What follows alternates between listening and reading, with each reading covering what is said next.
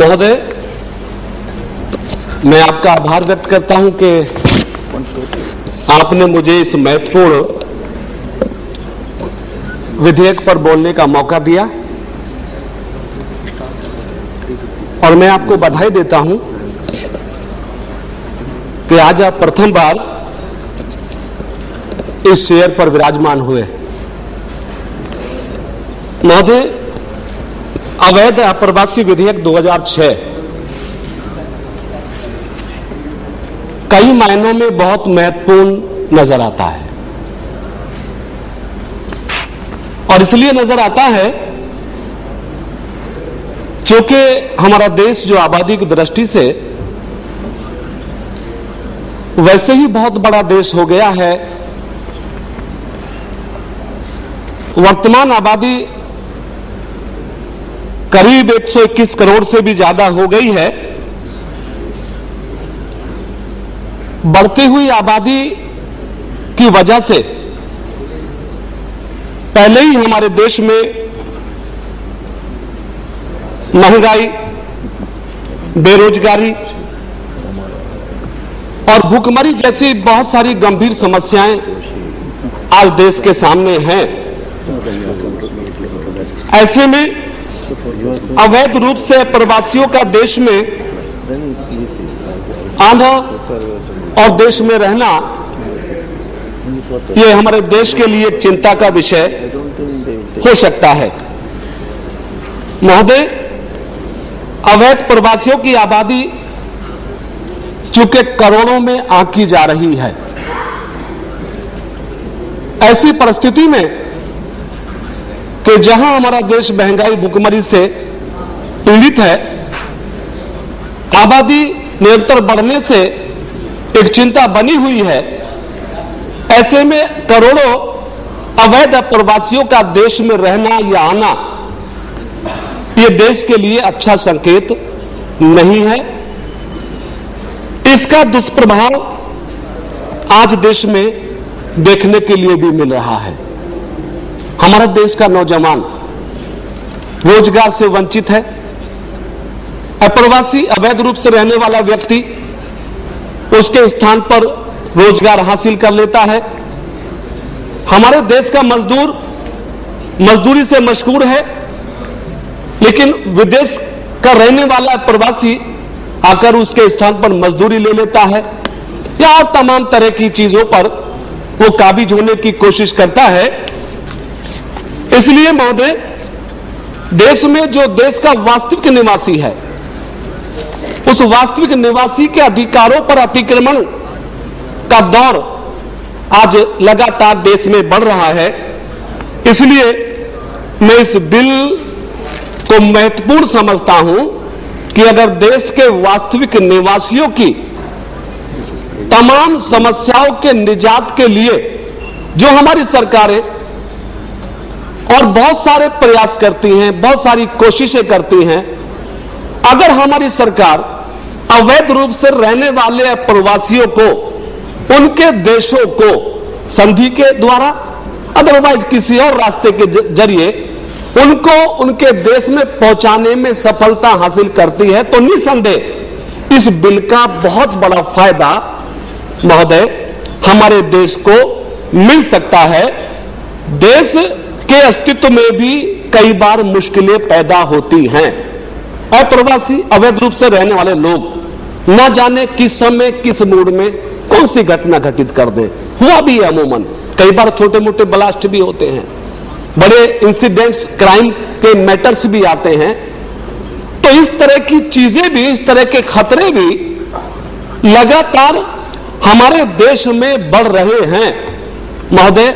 लेकिन एक बात यहां पर जरूरी समझता हूं कहना कि अवैध प्रवासी विधेयक लाने के पीछे जो विधेयक को हमने पढ़ा है, समझने की कोशिश की है, उसका नियत अच्छा है, नजरिया अच्छा है, लेकिन इस विधेयक को हम किसी जाति या मजहब से जोड़कर प्रस्तुत करेंगे तो शायद ये आपत्ति की बात हो सकती है। बांग्लादेश का रहने वाला है प्रवासी, अवैध रूप से रहने वाला व्यक्ति हो, चाहे नेपाल से आकर रहने वाला व्यक्ति हो, चाहे किसी और देश से आकर अवैध रूप से रहने वाला प्रवासी हो, हमें विधेयक के जरिए अपनी भावनाओं को इस तरीके से प्रस्तुत करने की आवश्यकता है कि ताकि किसी जाति धर्म के व्यक्ति की भावनाओं को ठेस भी ना पहुंचे और विधेयक बन जाने के बाद एक ऐसा माहौल, ऐसी परिस्थिति हमारे देश में पैदा हो जाए ताकि अवैध रूप से रहने वाले प्रवासी अपने देशों को लौटे और देश का रहने वाला वास्तविक मूल निवासी वो सब अपने हकों को हासिल करने में कामयाब हो सके, जिसको पाने के लिए वो हकदार है।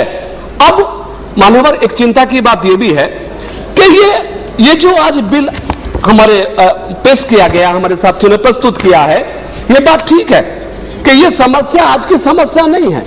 ये समस्या सालों सालों से हमारे देश में लगातार बढ़ रही है। आखिर ये समस्या क्यों बढ़ी है, इसका निदान हमारी सरकारें क्यों नहीं कर पाई हैं, हमें उस तय में भी जाना पड़ेगा। आखिर एक बांग्लादेशी, आखिर एक नेपाली या भूटानी या चीनी या अदरवाइज किसी भी कंट्री का व्यक्ति आसानी से हमारे देश में प्रवेश कैसे कर जाता है? क्या पासपोर्ट सिस्टम लागू नहीं होता? क्या उन पे हमारे भारत में एंटर करने के नियम लागू नहीं होते?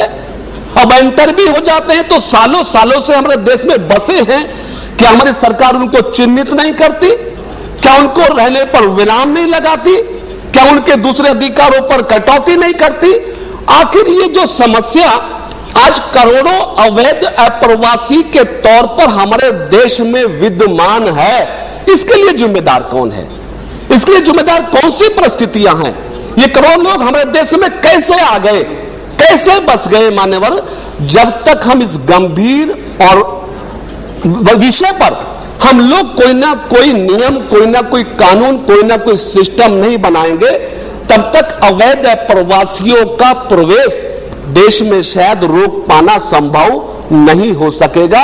इसलिए मान्यवर, मैं बहुत लंबी बात ना करते हुए मैं इस बिल का इस आधार पर समर्थन करते हुए कि इस बिल का उपयोग किसी एक विशेष जाति, धर्म और वर्ग के लिए ना होकर बल्कि समान रूप से जो हमारे देश में रहने वाला अवैध प्रवासी है उसके संबंध में इस बिल का प्रयोग हो और देश की सरकार को इस बिल को पास करके यह व्यवस्था देनी चाहिए कि जो करोड़ों अवैध प्रवासी हमारे देश में निवास कर गए हैं उनको किस संधि, किस आधार पर उनके देश को वापस लौटाया जाए और आगे ये सिलसिला जारी ना रह सके, इस पर भी कोई ना कोई ठोस कानून बनाने की आवश्यकता है। अगर देश की सीमाएं हमारी ओपन हैं, खुली हैं, सीमाओं पर सिक्योरिटी फोर्सेस हमारी लूज है,